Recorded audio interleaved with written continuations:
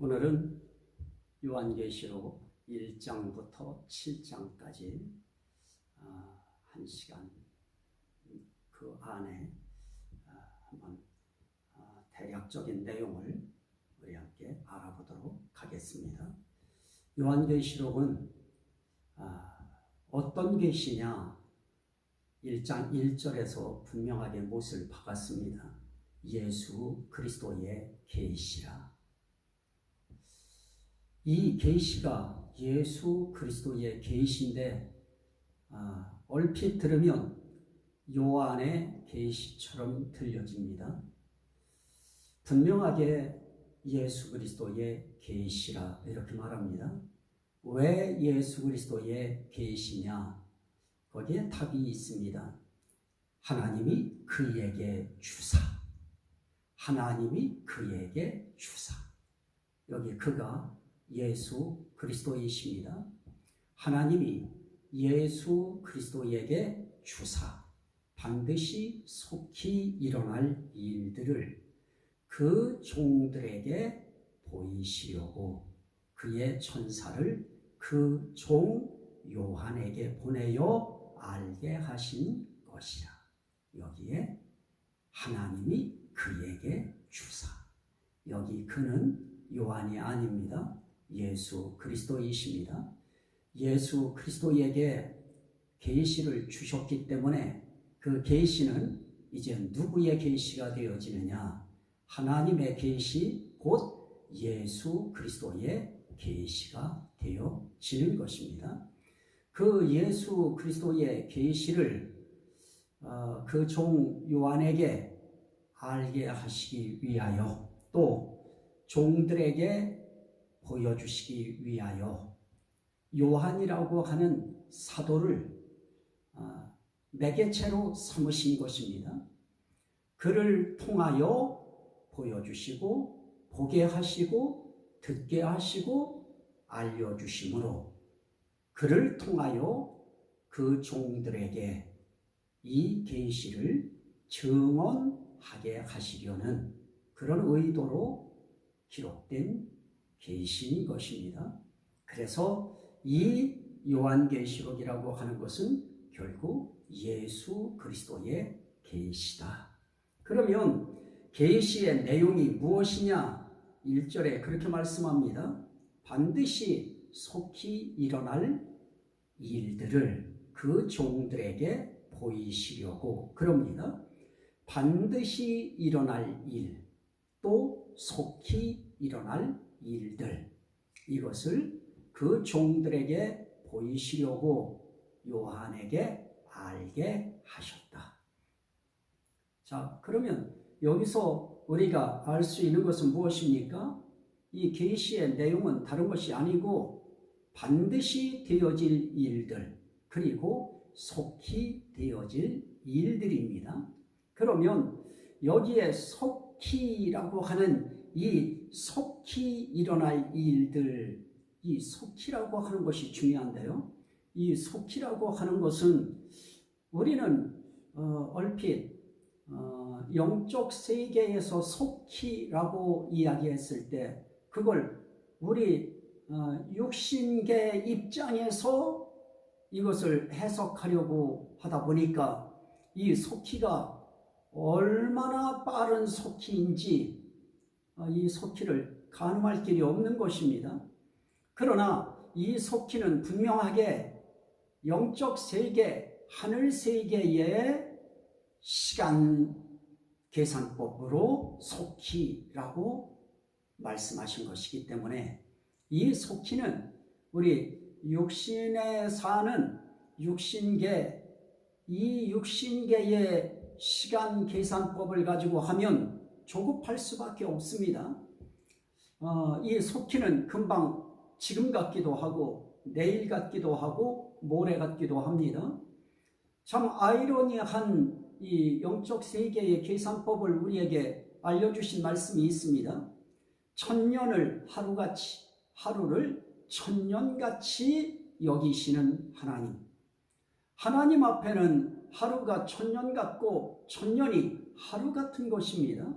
그리고 그 천년이 한 경점 같은 그럴 이제 순간으로도 표현하시기 때문에 이 속히라고 하는 것을 우린 영적 세계에서 보는 속히이지 우리 시간 세계에서 보는 속히로 생각하면 우린 1년, 2년 안에 또 며칠 안에 또 몇 시간 안에 또 몇 초 안에 이루어질 그런 개념으로 우리는 받아들이기가 쉽습니다.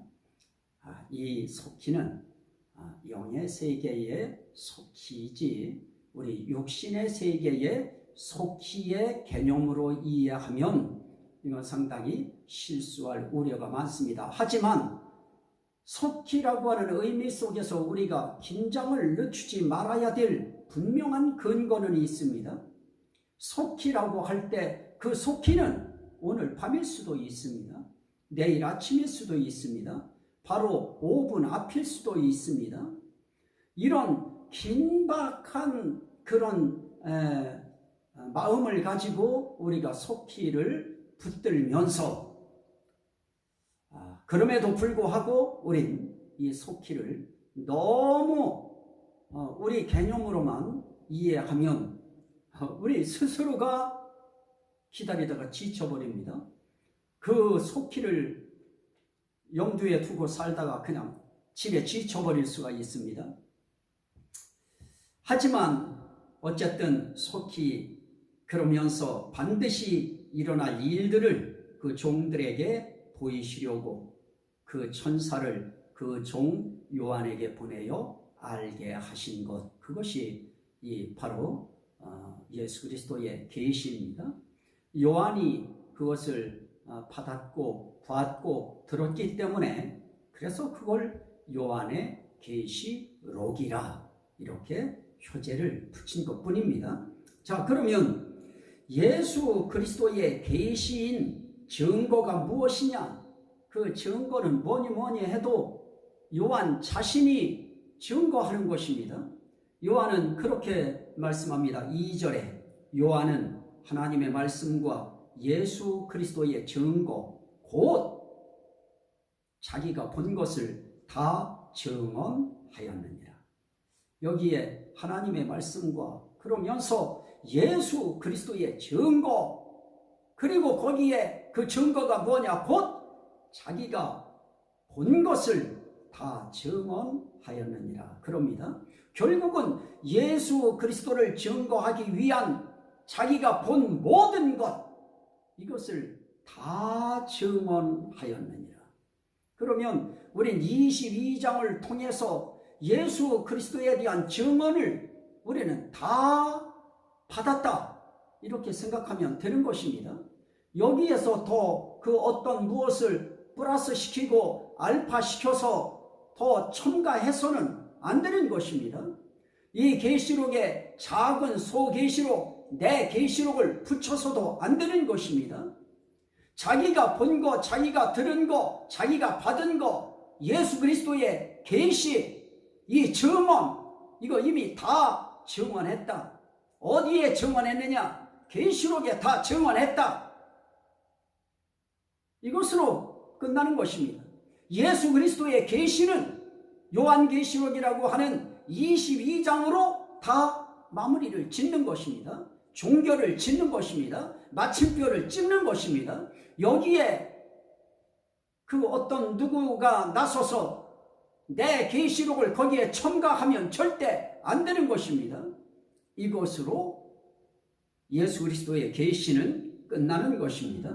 자, 그리고 우리가 또 볼 수 있는 말씀이 있습니다. 5절 6절 말씀에 보면 또 충성된 증인으로 죽은 자들 가운데서 먼저 나시고 땅의 임금들의 머리가 되신 예수 그리스도로 말미암아 은혜와 평강이 너희에게 있기를 원하노라. 그러면서 말합니다. 우리를 사랑하사 그의 피로 우리 죄에서 우리를 해방하시고 그의 아버지 하나님을 위하여 우리를 나라와 제사장으로 삼으신 그에게 영광과 능력이 세세토록 있기를 원하노라. 여기에 요한의 아주 애틋하게 염원하는 기도하는 그 마음이 지금 담겨 있습니다. 그건 무엇입니까? 어린 양 되신 예수 그리스도께서 우리를 사랑하사 자기의 피로 우리 죄에서 우리를 해방하시고, 그리고 어떻게 하십니까? 그의 아버지 하나님을 위하여 우리를 나라와 제사장으로 삼으신 그에게 영광과 능력이 세세토록 있기를 원하노라. 여기 그에게가 누굽니까? 예수 그리스도이신 것입니다. 예수 그리스도, 그에게 영광과 능력이 세세토록 있기를 원하노라. 저는 여기에 영광과 능력이라고 하는 것을 붙여서 이 계시록에 이제 4장, 5장에 또 6장, 7장에 이걸 구분해서 4장부터 5장까지는 영광으로 봤고요, 6장부터 7장까지는 능력으로 본 것입니다. 예수 그리스도의 영광과 예수 그리스도의 능력, 그걸 4장부터 7장까지 본 것입니다. 4장부터 5장까지는 어린 양 예수 그리스도의 영광, 그리고 6장부터 7장까지는 어린 양 예수 그리스도의 권능, 이렇게 보는 것입니다. 자, 그러면 오늘 말씀 가운데서 보면 예수 그리스도에게 영광과 능력이 세세토록 있기를 원한다고 한 그것이 바로 예수 그리스도의 계시인 증거다, 그렇게 보는 것입니다. 또 하나는 7절 말씀입니다. 볼지어다 그가 구름을 타고 오시리라. 각 사람의 눈이 그를 보겠고 그를 찌른 자들도 볼 것이요 땅에 있는 모든 족속이 그로 말미암아 애곡하리니 그러하리라. 그럽니다. 자, 여기에서 볼지어다 그가 구름을 타고 오시리라. 요한은 이것이 예수 그리스도의 계시라고 하는 그 계시의 그 마지막 휘날이, 그 절정, 그 정점을 무엇으로 보느냐? 예수 그리스도의 오심으로 보시는 것입니다. 예수 그리스도께서 이 땅에 다시 오시는 사건으로 지금 예수 그리스도를 그렇게 증언하는 것입니다. 이 사실만 봐도 지금 여기서 이야기하려고 하는 이 예수 그리스도의 계시, 이것이 진정 예수에 대한, 예수를 위한 예수의 계시다 하는 것을 우리는 알 수 있는 것입니다. 또 하나 우리가 볼 수 있는 말씀은 10절부터 20절 말씀에 보면 그가 반모섬에 가서 주의 날 성령의 감동을 통해서 본 것이 있습니다. 그 본 것이 누구냐고 하면 촛대 사이에 다니시는 그 어린 양 같은 예수 그리스도 인자 같은 이를 보게 되어집니다. 그분에 대해서 이야기할 때 거기서 10절부터 20절까지의 내용을 종합해 보면 죽으시고 부활하시고 승천하셔서 오른손에 7뼈의 비밀과 7 금촛대를 가지신 예수 그리스도의 음성과 모습과 위로를 본 내용, 그것을 증언한 것, 그게 바로 1장부터 22장이 예수 그리스도의 계시라고 하는 증거다, 그렇게 말씀드리는 것입니다. 자, 그러면 1장은 예수 그리스도의 계시라고 하는 측면에서 지금 다 예수 그리스도를 강조합니다. 그리고 저는 항상 드립니다마는 예수 그리스도, 그런다고 해서 예수 그리스도만이 아닌 것입니다. 보좌에 앉으신 하나님과 그리고 어린 양으로 대변되어지는 예수 그리스도와, 그리고 보좌 앞에 7 영으로 대변되어지는 성령과 이 삼위일체 하나님의 이 역사하심이 항상 함께 하는 것입니다. 그러나 그 가운데서 도드라지게 예수 그리스도의 계시라고 하는 주제를 붙들고 이 예수 그리스도가 주인공이 되어서 성경에 기록되어졌기 때문에 예수 그리스도를 더 부각시키는 것뿐입니다. 그러니까 예수 그리스도와 이 삼위일체 하나님이라고 하는 성부, 성자, 성령, 이 삼위일체 하나님은 절대 떼어놓고 생각할 수 없는 것입니다. 자, 그러면 2장, 3장은 무엇이냐? 2장, 3장은 어린 양 예수 그리스도의 교훈인 것입니다. 그래서 어린 양 예수 그리스도의 교훈을 이야기할 때 어디를 놓고 교훈하느냐? 교회를 향하여 교훈하시는 것입니다. 그래서 에베소 교회를 향하여 무엇을 하시느냐? 네가 버린 처음 사랑 회개하여 다시 가지라. 지금 그것을 지금 주문하시는 것입니다.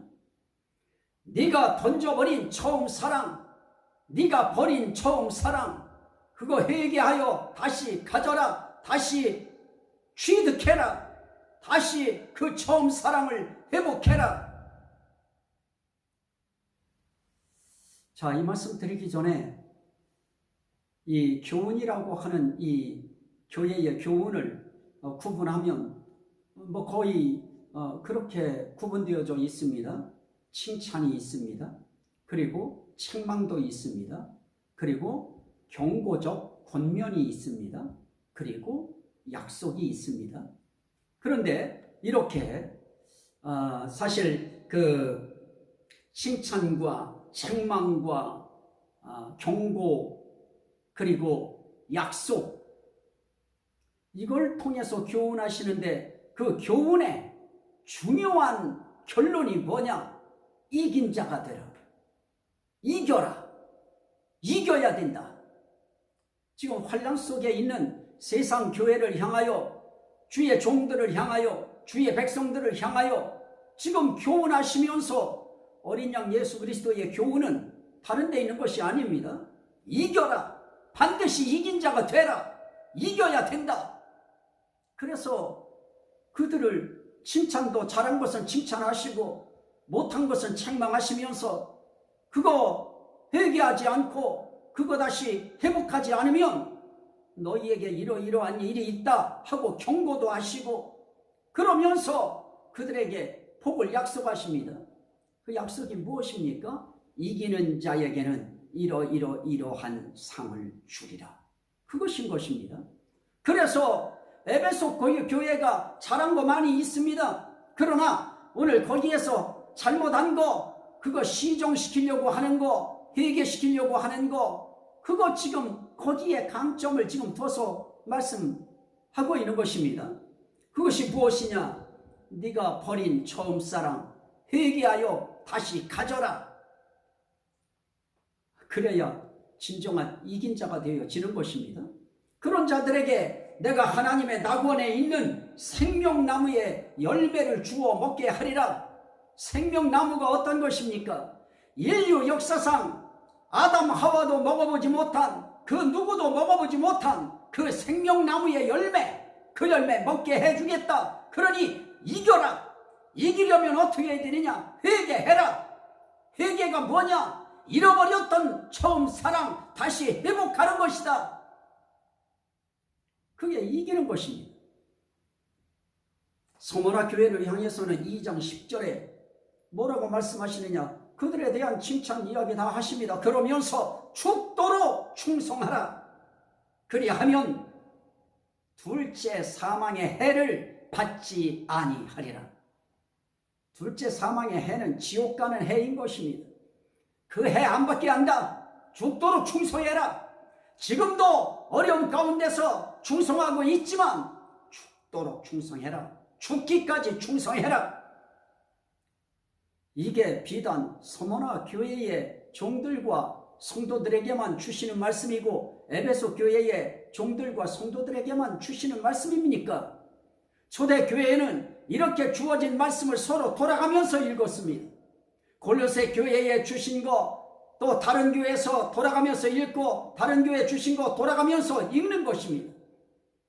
그러니 이렇게 에베소 교회에 교훈하시고 서머나 교회에 교훈하시고 그리고 보가모 교회, 두아디라, 사대, 필라델비아, 라오디게아 이런 교회들에게 증거하기 위해서 교훈하시는 그 모든 내용들이 있는데 이 모든 내용들은 결국은 그 시대 아시아 교회에만 해당하는 것이 아니고 오늘을 사는 저와 여러분들에게도 이 귀한 영적 교훈은 그대로 승계되어지는 것입니다. 이 약속은 그대로 우리에게도 해당되는 그런 약속이고, 해당되는 책망이고, 해당되는 칭찬이고, 해당되는 경고이면서 권면이고, 해당되어지는 그런 약속인 것입니다. 그래서 우린 처음 사랑 회복해야 됩니다. 그리고 죽도록 충성해야 됩니다. 버가모 교회에 교훈하신 말씀은 2장 14절로 16절에 보면, 너희 가운데 발람의 교훈과 니골라당의 교훈을 지키는 자가 있도다.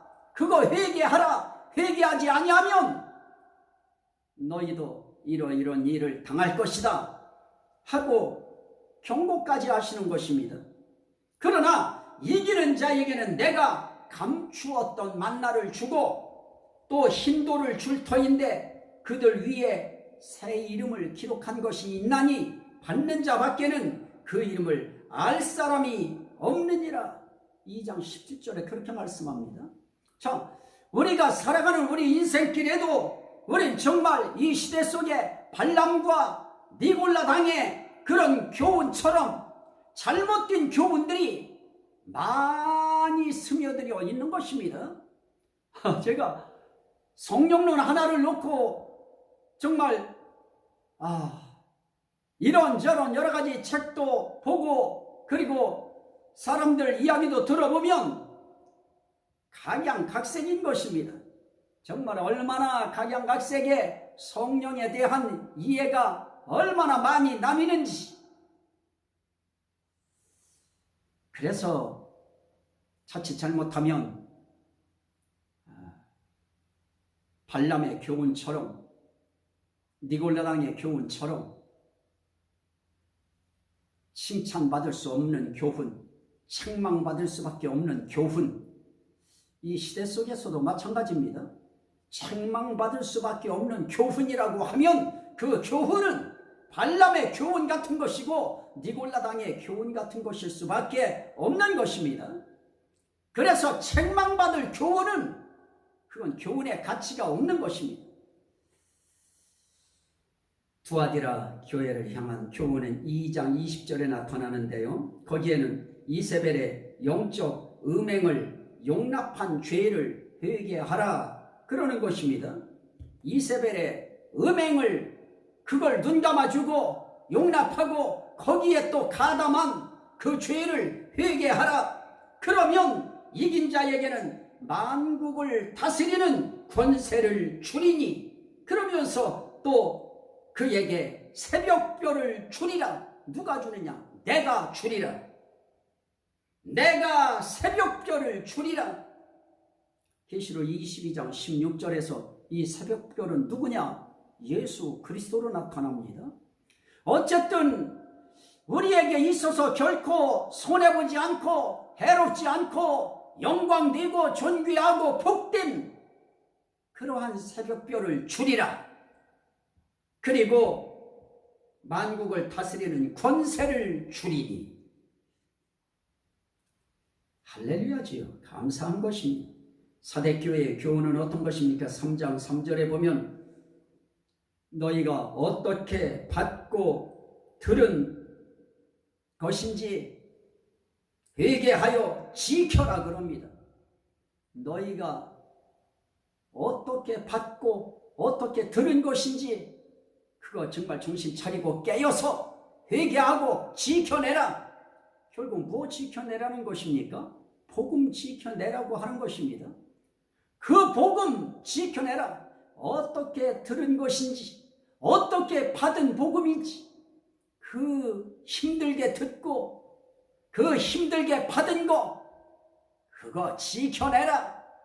그러면 이긴 자에게는 흰옷을 입을 것이요 내가 그 이름을 생명책에서 결코 지우지 아니하고 그 이름을 내 아버지 앞과 그의 천사들 앞에서 시인하리라. 3장 5절에 그렇게 말씀합니다. 그러면 너희다 흰옷 입는다. 생명책에서 그 이름 결코 지우지 않는다. 그리고 그 이름을 아버지 앞과 천사들 앞에서 내가 시인하리라. 빌라델피아 교회 교훈하시는 말씀은 3장 11절에 보니까 네가 가진 것을 굳게 잡아 아무도 네 멸류관을 빼앗지 못하게 하라. 이거 빌라델비아 교회 종이 해야 할 일이고 성도들이 해야 할 일이고 오늘 이 시대에 저와 여러분들도 똑같은 것입니다. 우리가 가진 거 굳게 잡아서 그 누구도 내 멸류관 빼앗지 못하도록 그 멸류관 안 뺏기는 것입니다. 이렇게 이긴 자에게는 내 하나님의 성전에 기둥이 되게 하리니 그가 결코 나가지 아니하리라. 나갈 수가 없습니다. 내가 하나님의 이름과 하나님의 성 곧 하늘에서 하나님께로부터 내려오는 새 예루살렘의 이름과 나의 새 이름을 그의 위에 기록하리라. 3장 12절이죠. 하나님의 성전 기둥 되게 한 그 기둥 위에 하나님의 이름을 기록하시고 새 예루살렘의 이름을 기록하시고 그리고 예수 그리스도의 새 이름을 기록해 주겠다. 그게 진정한 인침인 것입니다. 라오디게아 교회를 향한 교훈은 무엇입니까? 3장 19절 말씀을 보니까 다른 것도 필요 없습니다. 열심을 내라. 너는 차지도 않고 덥지도 않고 미지근하다. 그러니 열심을 내라. 회개하라. 미지근한 거 회개하라. 차지 않은 거 회개하라. 방법은 다른 거 없다. 열심 내라. 이렇게 이긴 자에게는 내가 내 보좌에 함께 앉게 하여 주기를 내가 이기고 내 보좌에 함께 앉은 것과 같이 하리라. 지금 이긴 자들은 이렇게 지금 구분시켜 놨지만은 이긴 자들에게는 이 모든 것이 동시에 다 수여되는 것입니다. 이렇게 말씀하신 그분이 누구시냐? 오른손에 7뼈를 붙잡고 7 금초대 사이에 거니시는 분이 말씀한 것입니다. 처음이요 마지막이며 죽었다가 살아나신 분이 말씀하신 것입니다. 좌우에 날선 검을 가지신 분이 말씀하신 것입니다. 그 눈이 불꽃 같고 그 발이 빛난 주석 같은 분이 말씀하신 것입니다. 7 영과 7 별을 가지신 이가 말씀하신 것입니다. 거룩하고 진실하셔서 다윗의 열쇠를 가지신 분이 말씀하신 것입니다. 아멘이시오 참되고 충성된 증인이시오 하나님의 창조의 근본이신 이가 말씀하신 것입니다. 그분이 어린 양 예수 그리스도이신 것입니다. 그런데 마지막에 이렇게 말씀합니다. 귀 있는 자는 성령이 교회들에게 하시는 말씀을 들을지어다. 그래서 저는 결국 교훈하시는 것도 삼위일체 하나님이 교훈하시는 것이다. 이렇게 말씀드리는 것입니다. 예수님이 교훈하는 것 같아도 예수 그리스도와 연합되어 있는 하나님이 교훈하시는 것이고 그와 연합되어 있는 성령님이 교훈하시고 들려주시는 것이고 약속하시는 것입니다. 자, 그 다음에 우리는 4장 5장인데요. 보좌에 앉으신 이의 영광인데요. 4장은 보좌에 앉으신 이의 영광. 보좌에 앉으신 이의 영광은 크게 둘로 저는 구분했습니다. 하나는 표면적인 영광이고 하나는 이면적인 영광입니다. 하나는 겉영광이고 하나는 속영광인 것입니다. 자, 표면적인 영광이라고 하는 것은 다른 것이 아닙니다. 2절 3절 말씀에 보면 하늘에 보좌가 펼쳐져 있고 거기에 앉으신 이의 모양이 있는데 벽옥 같고 홍보석 같다. 앉으신 이의 모양이 있는데 벽옥 같고 홍보석 같다. 참 보석같이 빛나는 것입니다. 오늘 인간 세계의 그 누구도 그 얼굴 보고 나서 이렇게 홍보석 같고 벽옥 같다. 이런 빛이 나는 그런 인생들은 없는 것입니다. 보좌에 앉으신 하나님 그분만이 그 모양이 벽옷 같고 홍보석 같은 그런 찬란한 영광의 빛이 나는 것입니다. 또 하나는 4절 말씀에 보면 또 보좌에 둘려 24 보좌들이 있고 그 보좌들 위에 24 장로들이 흰옷을 입고 머리에 금관을 쓰고 앉았더라 그럽니다. 지금 이 표면적인 영광을 이야기하는데도 본인 자체, 하나님 자체의 그 모양의 영광이 얼마나 화려하고 찬란한지요. 세상 그 누구도 그 옆에 근접할 수 없는 그런 찬란한 빛의 영광을, 아름다운 영광을 지니고 계신 것입니다. 거기에 그 보좌에 둘러서 24 장로들의 보좌가 있는데 그 보좌 가운데에 24 장로들이 앉았는데 아주 하얀 흰옷을 입고 그리고 머리에 금관을 쓰고 앉아 있습니다. 한 사람도 아니고 24명이 쫙 앉아 있는데 모두가 다 하얀 옷을 입고 거기에 금관을 다 하나씩 쓰고 얼마나 찬란한 빛의 영광에 반사되는 그 찬란함이 그건 가히 형용할 수 없는 그런 아름다움일 것입니다. 그런 자들에게 호의 되어서 둘려있는 분이 누구시냐? 보좌에 앉으십니다. 우리 하나님이신 것입니다. 그리고 5절에 보니까 보좌로부터 번개와 음성과 우레소리가 나고 그럽니다. 그 보좌는 죽은 우리 같은 이런 목재 보좌가 아닌 것입니다. 그 보좌에서 뭐가 나오느냐?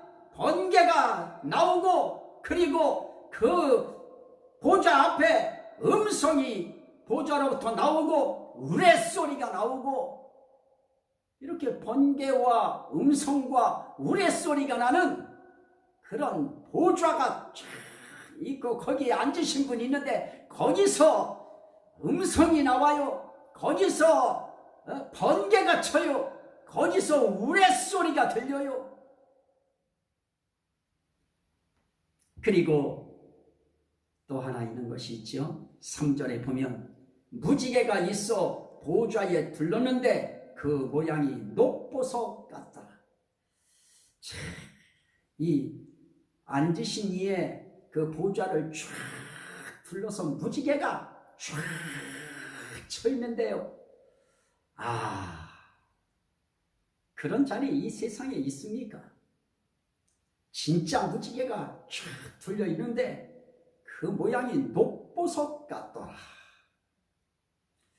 그리고 또 하나의 말씀은 5절 말씀에 보좌 앞에 켠 등불 7이 있으니 이는 하나님의 7 영이라.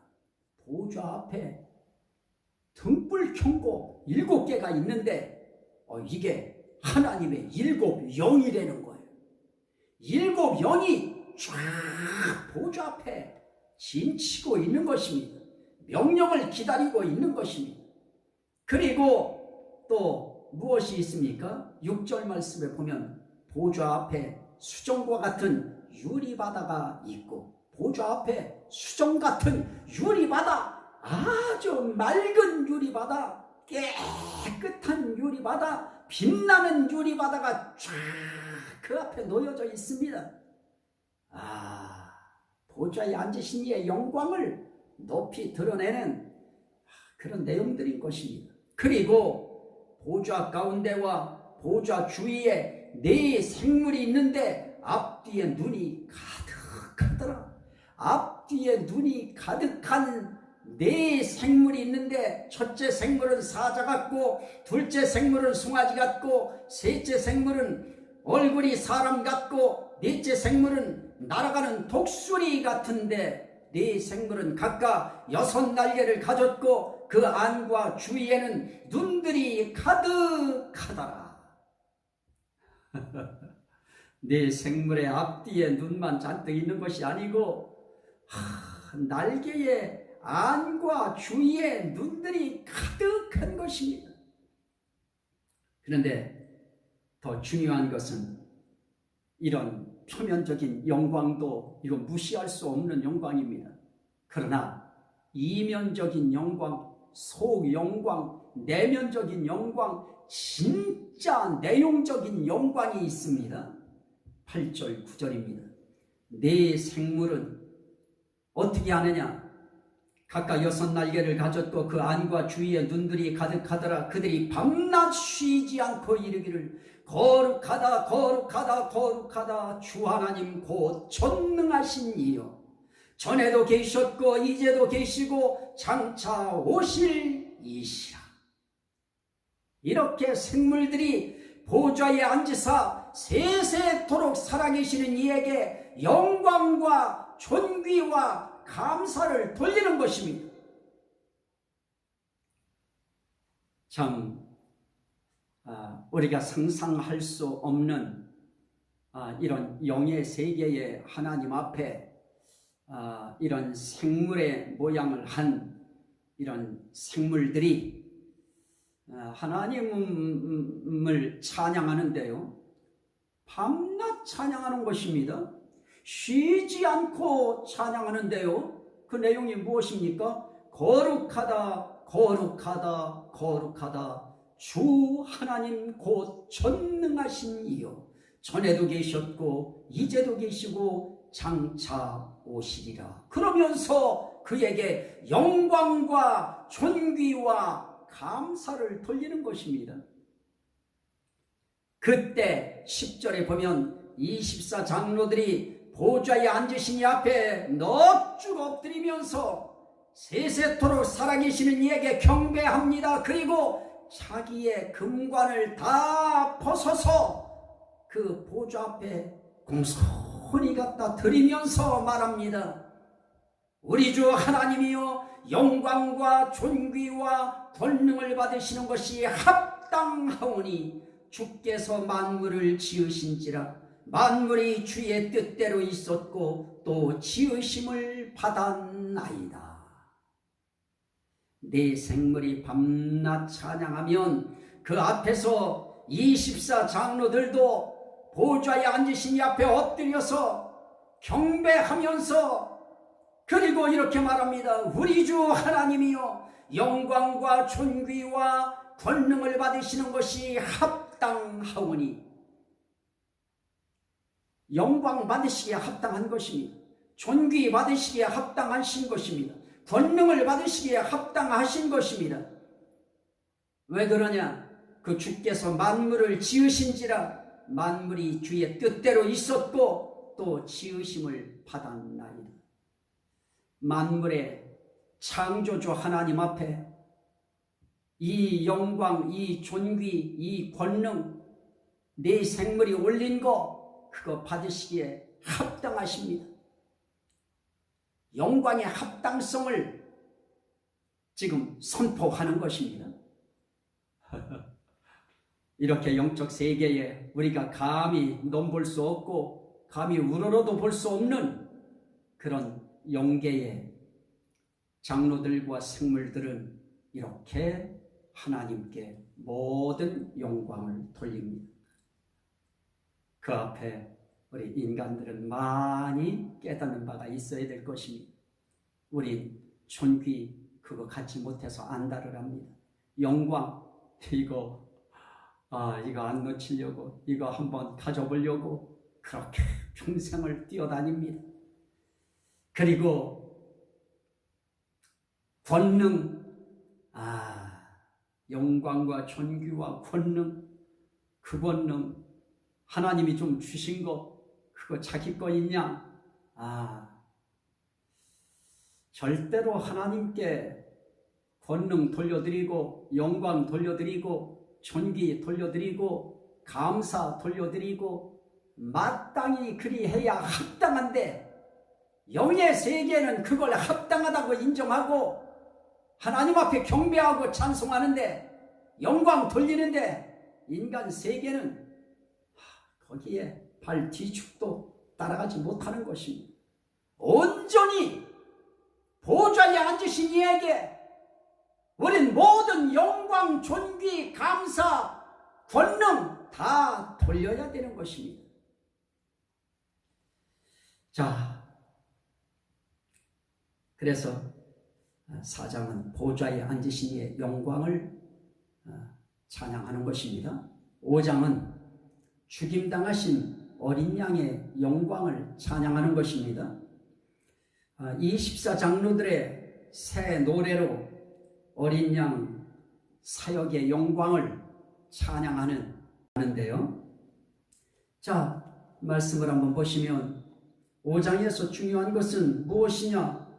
이 어린 양이 영광 받으시기에 합당한 그 이유가 뭐냐? 결국은 그 부분을 다루는 것입니다. 그 이유 가운데 하나는 지금 5절에서 이야기한 유대지파의 사자 다윗의 뿌리가 이겼으니 그 두루마리와 그 7인을 떼시리라 그럽니다. 유대지파의 사자 다윗의 뿌리, 다윗의 자손, 어린 양 예수 그리스도가 이겼다. 그러기에 그분은 찬양과 경배 받으시기 합당하다. 그분은 영광 받으셔야 합당한 분이시다. 그거 말씀하는 것입니다.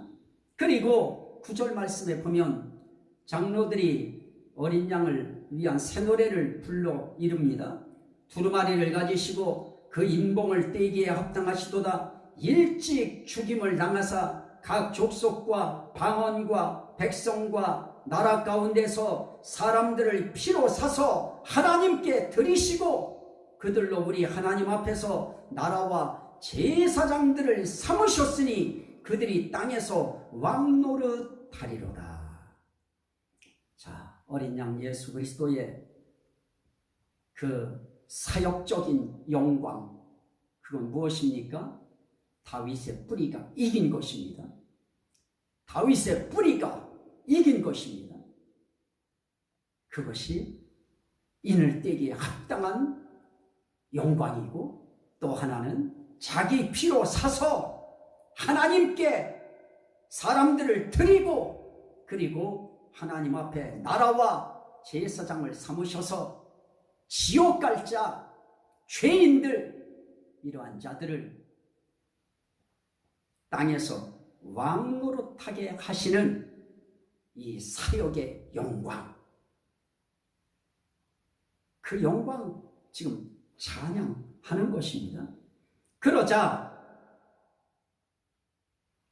천만 천사들이 그가 그렇게 경배를 받으심에 합당하다고 하는 것을 찬양하는 내용이 나타납니다.